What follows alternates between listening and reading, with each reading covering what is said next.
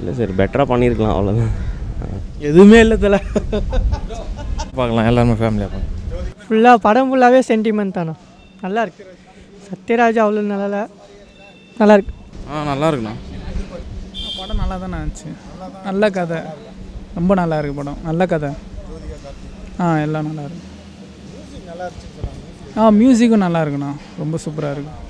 ஃபைட்டில் படம் நல்லா தான் இருக்குண்ணா, எல்லாமே நல்லா இருக்குண்ணா. கார்த்தியன் ஆக்டிங், ஜோதிகானா அவங்கள கிளிசரின் போடாமல் ஆடுறவங்க, நல்லா இருக்கு படம். நல்லா இருக்கு, நல்லா இருந்துச்சு படம், ரொம்ப நல்லா இருக்கு. ட்விஸ்ட்டு பயங்கரமாக இருக்குது, நல்லா இருந்துச்சு படம். இல்லை, எமோஷனும் நல்லா கனெக்ட் ஆனிச்சு.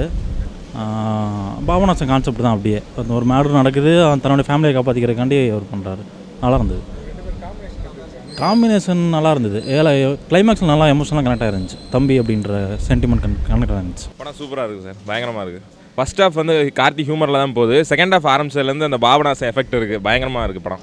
கண்டிப்பாக தேட்டரில் வந்து பார்க்கலாம். சூப்பராக இருக்குது சார். ஃபஸ்ட் ஹாஃபில் பெரிய ரோல் கிடையாது ஜோதியாவுக்கு. செகண்ட் ஹாஃப் ஆரம்பிச்சதுலேருந்து பயங்கரமாக பண்ணியிருக்காங்க, பயங்கரமாக இருக்குது. நல்ல கெமிஸ்ட்ரி, கிளைமேக்ஸ்லாம் வேறு லெவல் ஆக்டிங், ரெண்டு பேரும் சூப்பராக இருக்குது. சத்யராஜ் சார்லாம் பின்னிருக்காரு, இன்ட்ரோல் ஷாட்லாம் பயங்கரம். மியூசிக் சூப்பராக இருக்குது சார். அது ஏன் சொல்லலாங்கிறது தெரியல. இந்த படத்துக்கு என்ன தேவையோ அதை கொடுத்துருக்காங்க. கேமரா, மியூசிக், டெக்னிக்கல் டீம் எல்லாமே நல்லா இருக்குது. படத்தில் மைனஸே பெருசாக கிடையாது. கொஞ்சம் அந்த ஆள்மாரட்டங்கிறது ஸ்லோவாக இருக்கும், ட்ரெய்லர் பார்த்தாலே தெரியும். அதை மட்டும் நம்ம தாங்கிட்டோம்னா போக சூப்பராக இருக்கும். Okay bro. படம் நல்லா இருக்குது, நல்லா இருக்குது. நல்ல ஒரு ஃபேமிலி ஸ்டோரி. கொஞ்சம் பவனாசம் ரிலேட்டடாக இருக்குது, இருந்தாலும் படம் நல்லா இருக்குது. குறிப்பாக சத்யராஜ் சாரோட பர்ஃபார்மன்ஸ் ரொம்ப எக்ஸலண்ட், நல்லா இருக்குது.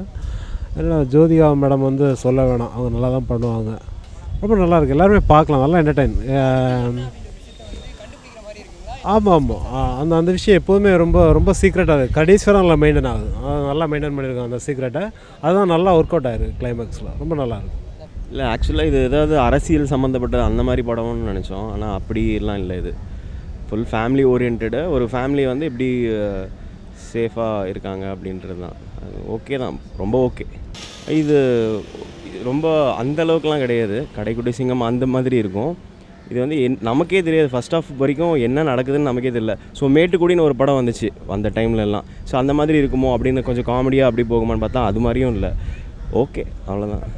அதான் ஜீத்து ஜோசப் எடுத்த படம் திருஷ்யம் மாதிரி ட்விஸ்ட் இருக்குன்னு ட்ரை பண்ணியிருக்காங்க. ஆனால் 90% எந்த ட்விஸ்ட்டுமே வந்து நம்மளுக்கு பெரிய சர்ப்ரைஸ் கிடையாது. ஆனால் ஃபேமிலி ஆடியன்ஸ் ரசிப்பாங்கன்னு முயற்சி பண்ணி எடுத்திருக்காங்க. ஃபஸ்ட் ஆஃப் ரொம்ப சுமார், செகண்ட் ஆஃப் ஓரளவுக்கு எங்கேஜிங்காக இருந்தது. பட் ஓவராலாக பார்க்கும்போது ஒன்றும் சாட்டிஸ்ஃபைட் ஃபிலிமாக கிடையாது, ரொம்ப கஷ்டம். நம்ம வசூல் ரீதியால் நம்மளால் சொல்ல முடியாது. ஒரு வேளை ஃபீமேல் ஆடியன்ஸுக்கு பிடிச்சிருந்தா போகலாம். பட் நார்மலாக ஃபிலிமாக பார்க்குறது தான் நம்மளோட வேலை. அது ஹிட்டு ஃப்ளாப்புங்கிறது யாராலையுமே கெஸ் பண்ண முடியாது, ப்ரொடியூசர், ஆடியன்ஸ் யாராலையும். அப்படி பார்க்கும்போது கைதி அளவுக்கு இது ஓடுறதுக்கான வாய்ப்பு ரொம்ப கம்மிங்கிறது என்னோட கருத்து. ஒரு டிஃப்ரெண்ட் அட்டெம்ப்ட், அது ஃபீமேல் ஆடியன்ஸ் கையில் தான் இருக்குது. அவங்க ஹிட் பண்ணால் ஓடும், இல்லைன்னா சத்தியமாக ஃபெயிலியர்.